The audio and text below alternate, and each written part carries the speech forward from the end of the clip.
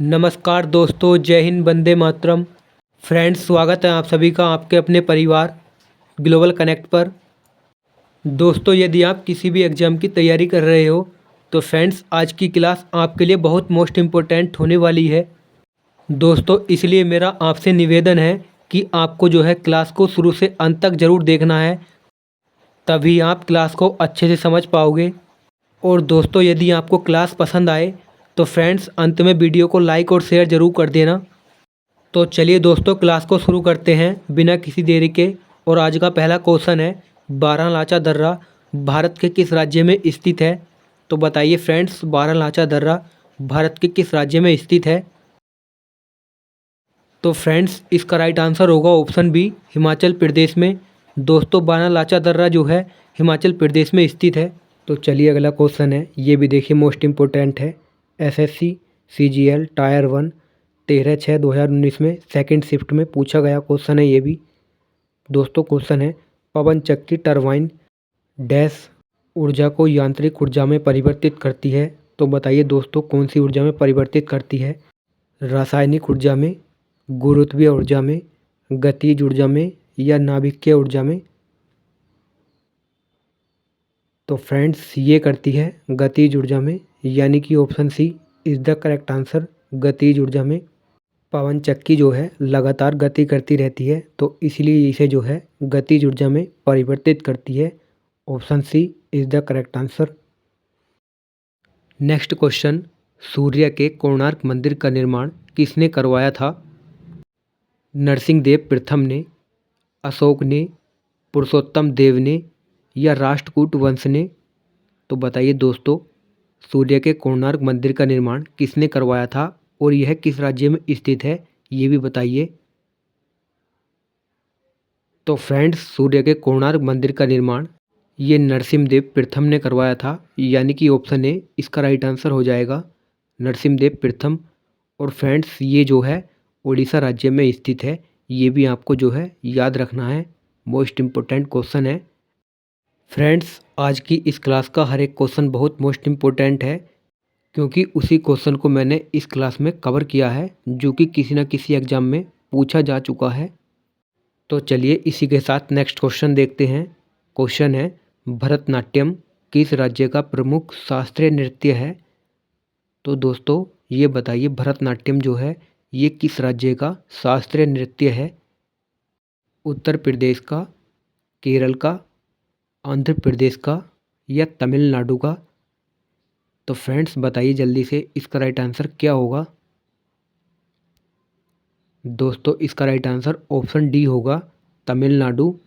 Friends, ये भरतनाट्यम जो है तमिलनाडु का एक शास्त्रीय नृत्य है। और दोस्तों, इस नृत्य के जो जनक हैं वो भरत मुनि हैं, ये भी जो है आपको याद रखना है। और फ्रेंड्स, वर्तमान में हमारे देश में कुल 8 शास्त्रीय नृत्य हैं। दोस्तों, ये भी क्वेश्चन एग्जाम में पूछा गया है कि भारत में कितने शास्त्रीय नृत्य हैं? तो दोस्तों, ये 8 हैं, ये भी आपको याद रखना है। नेक्स्ट क्वेश्चन, प्रकाश की तीव्रता को मापने के लिए किस उपकरण का प्रयोग किया जाता है? फ्रेंड्स बताइए, प्रकाश की तीव्रता को मापने के लिए किस उपकरण का प्रयोग किया जाता है? अमीटर का, हाइग्रोमीटर का, लेक्टोमीटर का या फोटोमीटर का? तो फ्रेंड्स, ये किया जाता है फोटोमीटर का, यानी कि ऑप्शन डी इसका राइट आंसर हो जाएगा, फोटोमीटर। तो चलिए दोस्तों, इसके कुछ मोस्ट इम्पोर्टेंट पॉइंट हैं जिनके बारे में हम अच्छे से चर्चा करने वाले हैं। दोस्तों, ये अमीटर जो होता है ये विद्युत धारा को मापता है, ये आपको याद रखना है। और ये हाइग्रोमीटर, इसका प्रयोग हम आर्द्रता को मापने के लिए करते हैं, यानी कि हवा में जो नमी होती है उसकी आर्द्रता को मापने के लिए हाइग्रोमीटर का प्रयोग किया जाता है। और फ्रेंड्स, ये लैक्टोमीटर जो है ये दूध की शुद्धता को मापने के लिए प्रयोग किया जाता है, ये भी जो है आपको याद रखना है। फ्रेंड्स, सारे के सारे मोस्ट इम्पोर्टेंट पॉइंट हैं ये। इसी के साथ नेक्स्ट क्वेश्चन है, पानीपत की तीसरी लड़ाई कब लड़ी गई थी? तो बताइए दोस्तों, पानीपत की तीसरी लड़ाई कब लड़ी गई थी? यदि दोस्तों आप किसी क्वेश्चन का आंसर पहले से जानते हो तो दोस्तों आप कमेंट करके मुझे बता सकते हो। तो फ्रेंड्स, पानीपत की तीसरी लड़ाई जो लड़ी गई थी ये 1761 ईस्वी में लड़ी गई थी। यहाँ पर आपका राइट आंसर ऑप्शन सी होगा, 1761 ईस्वी में। और दोस्तों ये जो है पानीपत की तीसरी लड़ाई मराठाओं और अहमद शाह अब्दाली अफ़गानी के बीच में लड़ी गई थी 1761 ईस्वी में, जिसमें कि मराठाओं की बहुत बुरी हार हुई थी। और फ्रेंड्स ये 1526 ईस्वी में ये पानीपत की पहली लड़ाई हुई थी। ये लड़ाई जो है बाबर और इब्राहिम लोदी के बीच हुई थी, जिसमें कि इस लड़ाई के दौरान इब्राहिम लोदी की मृत्यु हो गई थी। और 1556 ईस्वी में ये पानीपत की द्वितीय लड़ाई हुई थी, जो अकबर और हेमू के बीच हुई थी। अकबर ने हेमू को बहुत बुरी तरह से हरा दिया था। तो चलिए दोस्तों, नेक्स्ट क्वेश्चन है महाराणा प्रताप के घोड़े का क्या नाम था। तो फ्रेंड्स यहाँ पे आपसे पूछा गया है महाराणा प्रताप के घोड़े का क्या नाम था। बादल, चेतक, बुलबुल या हैग्रीव। तो फ्रेंड्स ये था Chetak. Option B is the correct answer. Maharana Pratap के घोड़े का नाम चेतक था। दोस्तों ये आपके रेलवे या एसएससी के हर एग्ज़ाम के लिए बहुत ही मोस्ट इम्पोर्टेंट क्लास है। दोस्तों इस क्लास को अपने दोस्तों तक ज़्यादा से ज़्यादा शेयर कीजिए। नेक्स्ट क्वेश्चन, बुद्ध को निम्न में से किस स्थान पर ज्ञान की प्राप्ति हुई थी। तो फ्रेंड्स गौतम बुद्ध को ज्ञान की प्राप्ति कहाँ पर हुई थी, ये आपसे पूछा गया है। बोध गया में, कुशीनगर में, लुम्बिनी में या सारनाथ में। तो बताइए दोस्तों जल्दी से इसका राइट आंसर क्या होगा। तो फ्रेंड्स इस प्रश्न का सही उत्तर होगा ऑप्शन ए, बोध गया में। दोस्तों गौतम बुद्ध को जो है ज्ञान की प्राप्ति बोध गया में हुई थी, जो ये बिहार राज्य में पड़ता है। और कुशीनगर में गौतम बुद्ध जी की मृत्यु हुई थी, ये भी आपको याद रखना है। और बात करें लुम्बिनी की, तो ये स्थान नेपाल में पड़ता है। यहाँ पर गौतम बुद्ध जी का जन्म हुआ था। और सारनाथ में इन्होंने अपना पहला उपदेश दिया था, ये भी आपको याद रखना है। और सर्वाधिक उपदेश इन्होंने श्रावस्ती में दिए थे।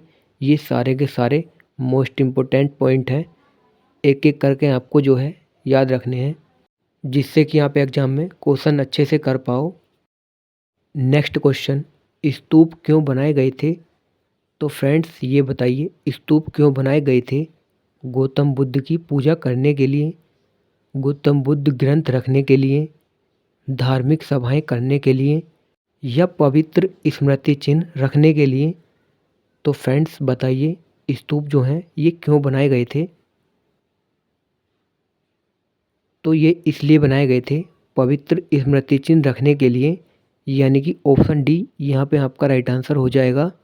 पवित्र स्मृति चिन्ह रखने के लिए स्तूप का निर्माण किया गया था। दोस्तों ये चैप्टर एक ऐसा चैप्टर है, यहाँ से आपको हर एग्ज़ाम में 1 से 2 क्वेश्चन ज़रूर देखने को मिलते हैं। जैन धर्म और बौद्ध धर्म दोनों से क्वेश्चन मिलते हैं देखने को। तो चलिए इसी के साथ नेक्स्ट क्वेश्चन बताइए, निम्नलिखित में से किसे शल्य चिकित्सा के जनक के रूप में जाना जाता है। तो फ्रेंड्स शल्य चिकित्सा के रूप में जो है किसे जाना जाता है। चरक को, सुश्रुत को, अमर सिंह को, चाणक्य को। कमेंट करके बताइए दोस्तों इसका राइट आंसर क्या होगा। तो फ्रेंड्स इसका राइट आंसर ऑप्शन बी होगा, सुश्रुत को। शल्य चिकित्सा के जनक के रूप में सुश्रुत को जाना जाता है। ऑप्शन बी इसका राइट आंसर हो जाएगा। दोस्तों यदि क्लास पसंद आए तो लाइक भी करते रहना है। इसी के साथ नेक्स्ट क्वेश्चन है, बौद्ध प्रतीक धर्म चक्र किसे दर्शाता है। तो बताइए दोस्तों बौद्ध प्रतीक यानी चिन्ह जो होता है धर्म चक्र, ये किसको दर्शाता है। प्रथम उपदेश को, मृत्यु को, जन्म को या अंतिम उपदेश को।